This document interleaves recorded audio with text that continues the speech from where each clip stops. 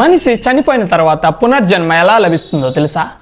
మనిషి చనిపోయిన తర్వాత యమలోకం నుంచి ఇద్దరు దూతలు వచ్చి మన ఆత్మను యమలోకం తీసుకెళ్తారు. యమలోకంలో యమధర్మరాజు ఆత్మ చేసిన మంచి చెడులను విభజించి పూర్వజన్మలో చేసిన మంచి చెడులను ఆధారంగా 4 లోకాల్లో ఏ లోకాలకి వెళ్ళాలో నిర్ణయిస్తారు. అందులో మొదటి లోకం వైకుంఠం.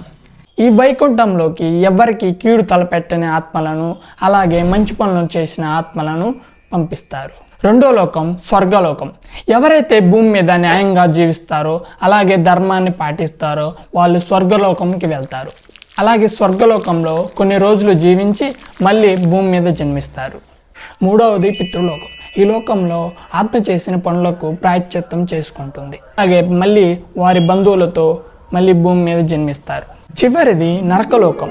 ఈ లోకంలో పాపాలు చేసిన వాళ్ళను, అలాగే జంతువులను హింసించి చంపిన వాళ్ళను ఈ లోకానికి వెళ్తారు. ఆత్మలు వారు చేసిన తప్పులకు శిక్షలను అనుభవించి అలాగే మళ్ళీ భూలోకంలో జన్మిస్తారు.